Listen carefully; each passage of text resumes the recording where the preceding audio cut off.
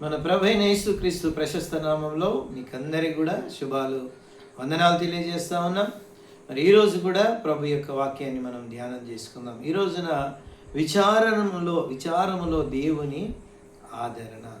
కీర్తనల గ్రంథము 94:19 వచనములో మనం గమనించినట్లయితే, నా అంతరంగమందు విచారములు హెచ్చగా నీ గొప్ప ఆదరణ నా ప్రాణమునకు నెమ్మది కలుగజేయుచున్నది.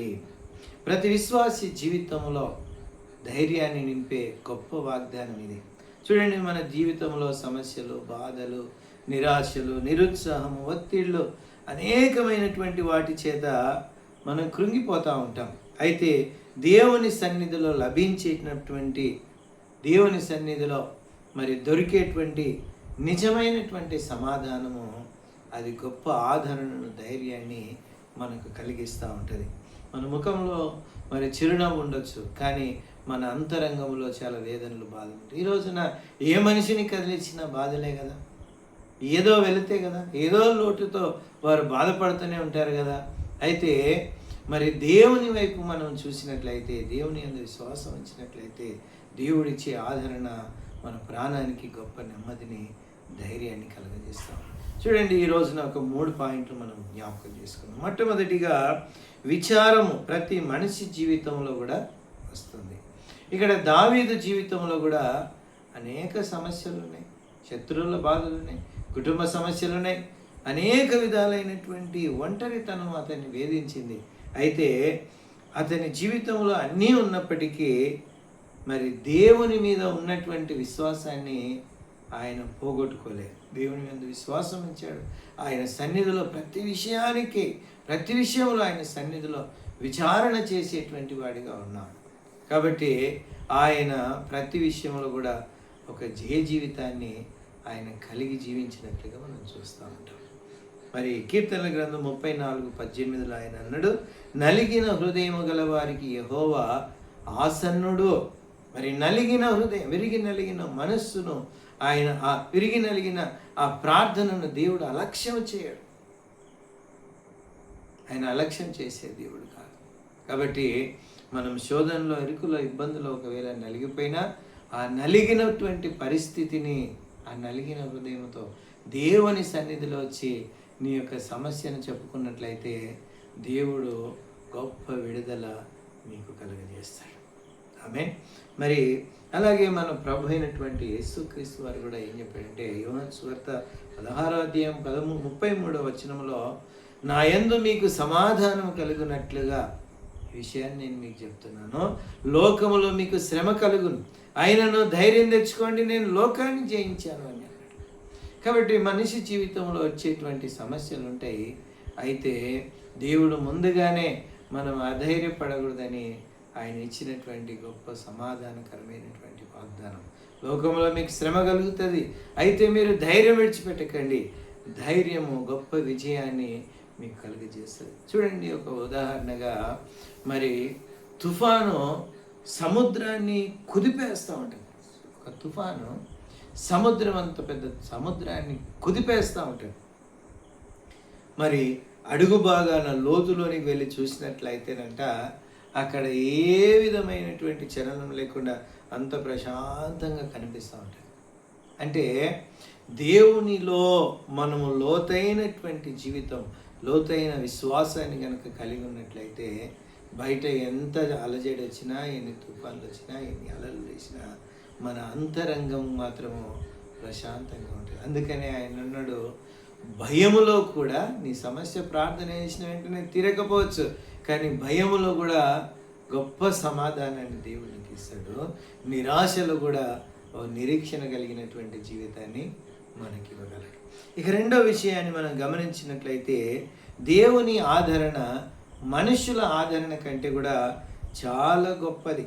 మనిషి కొంతసేపు ఆదరించగలడేమో, ఓదార్చగలడేమో, కానీ దేవుడు మన హృదయాలను స్వస్థపరిచేటువంటి వాడుగా ఉన్నాడు. 2 కొరింథీ 1:3-4 వచనాల్లో కూడా మనం గమనించినట్లయితే పౌలు భక్తుడు అంటున్నాడు, దేవుడు సమస్త ఆదరణకు మూలమైనటువంటి తండ్రి. ఆమేన్. హల్లెలూయా. చూడండి, ఎంత అద్భుతమైనటువంటి మాట. దేవుడు సమస్త ఆదరణకు మూలం. ఆయన ఆదరణ అద్భుతంగా ఉంటుంది. మనుషులిచ్చే ఆదరణ కంటే దేవుని వాక్యం ద్వారా మనం పొందుకునేటువంటి ఆదరణ అది చాలా శక్తిని, బలాన్ని ఇస్తుంది. కనుక దేవుని సన్నిధిలో మనం చూడండి, అద్భుతమైనటువంటి వాక్యాన్ని మనం చూసాం. అలాగే యెషయా గ్రంథం 41:10 వాక్యాన్ని చూసినట్లయితే, భయపడకుము, నేను నీకు తోడై ఉన్నాను అని అన్నాడు. కాబట్టి దేవుడిచ్చేటువంటి ఆదరణ చాలా గొప్పది. తల్లి తన బిడ్డను ఒడిలోనికి తీసుకొని ఓదార్చినట్లు దేవుడు తన పిల్లలను ఆదరించగలడు, ధైర్యపరచగలడు. చంటి బిడ్డలకు చూడండి, తన తల్లి ఒడిలో ఉన్నప్పుడు వాళ్ళకి ఎంత సంబరంగా, ఆనందంగా ఉంటుందో, అలాగే దేవుని యొక్క సన్నిధిలో మనకు గొప్ప ఆదరణ మనకు కలుగుతుంది. ఇక మూడవది చూసినట్లయితే, దేవుని ఆదరణ ప్రాణానికి నెమ్మదిస్తుంది. పరిస్థితులు మారకపోవచ్చు, మన హృదయం మారుతుంది. దేవుని సమాధానము మన భయాన్ని తొలగిస్తుంది. ఫిలిప్పీలకు రాసిన పత్రిక 4:6-7 కూడా అక్కడ రాయబడి, ఆనందించుడి, ప్రభునందు మరలా చెప్పుదును, ఆనందించుడి. ప్రతి విషయంలో కృతజ్ఞతాపూర్వకంగా మీ ప్రార్థన విన్నపములను దేవునికి తెలియజేయండి. అప్పుడు సమస్త జ్ఞానమునకు మించిన దేవుని సమాధానం మీ హృదయములకు, మీ తలంపులకు కావలి ఉండును. అద్భుతమైనటువంటి వాగ్దానం. మన హృదయానికి మాత్రమే కాదు, రాబోతున్నటువంటి మన యొక్క తలంపులకు కూడా దేవుని యొక్క కాపుదల మనకు ఉంటుంది. కనుక మరి దేవుని ఆదరణ నిజంగా మన ప్రాణానికి నెమ్మదిని కలగజేస్తూ ఉంది. చూడండి, 4 విషయాన్ని చూసినట్లయితే, మరి దేవుని ఆదరణ పొందాలంటే మనం ఏం చేయాలి అనగా, మనం ప్రార్థన చేయాలి, వాక్యం చదవాలి, విశ్వాసాన్ని వీడకూడదు, సంఘ ఆరాధనలో మనం మానకూడదు. సంఘంలో కూడుకుంటూ మనం ఉన్నప్పుడే మరి ఆ గొప్ప ఆదరణను మనం పొందగలుగుతాం. చూడండి, మన జీవితంలోకి మనం అన్వయించుకోవాల్సినటువంటి వాక్య భాగం. ఈరోజు మీకు ఆర్థిక సమస్యలు ఉండొచ్చు, కుటుంబ బాధలు ఉండొచ్చు, ఆరోగ్య సమస్యలతో పోరాడుతూ ఉండొచ్చు. కానీ దేవుడు మీ కన్నీళ్లను, మీ బాధలను ఆయన తేలికగా చూసేవాడు కాదు. ఎందుకంటే నువ్వు ఆయన నమ్ముకున్నావు, నీవు ఆయన మీద ఆధారపడ్డావు. కనుక ఆయన మీద ఆధారపడినటువంటి వారిని ఆయన గొప్ప విడుదల, గొప్ప ఆదరణ దేవుడు వారికి ఇవ్వగలడు.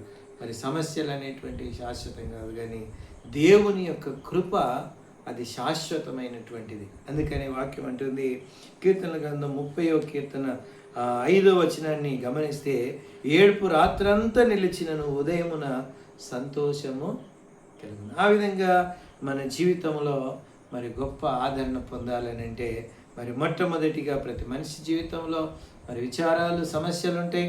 రెండవది, మనుషుల ఆదరణ కంటే దేవుని ఆదరణ చాలా గొప్పది. దేవుని ఆదరణ మాత్రమే మన ప్రాణములకు నెమ్మది ఇవ్వగలదు. ఇక 4 విషయాన్ని గమనించినట్లయితే, దేవుని ఆదరణ పొందాలంటే మనం చేయవలసినటువంటి కార్యాలు. కాబట్టి ఈ మంచి మాటల చేత మనం ఆదరింపబడతా ఉన్నాం. నీవైనా, నేనైనా, మనం అందరూ ప్రభు మీద ఆధారపడినప్పుడు మనం నెమ్మదిగా ఉంటూ సమస్తమును జయించుటకు దేవుడు కృపణిస్తున్నాడు. దేవుడి కొద్ది మాటలను మన వెనికిడిలో దీవించి ఆశీర్వదించునుగాక. చిన్న ప్రార్థన చేసుకుందాం. మా పరలోకమందున్నటువంటి మా ప్రియ పరలోకపు తండ్రి, నీకే వందనములు, స్తోత్రములు. ఇదిగో ఇంతవరకు నీ వాక్యాన్ని విన్నటువంటి బిడ్డలను కృపలో జ్ఞాపకం చేసుకో.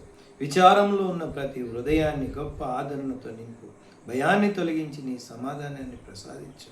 ప్రాణములకు నెమ్మది కలుగజేయమని మా ప్రభువును ప్రియరక్షకుడైన యేసయ్య ఘనమైన నామములో స్తుతించి అడిగి పొందుకొని ఉన్నాము తండ్రి. ఆమేన్. దేవుని కృప మీకు తోడై ఉండునుగాక. God bless you.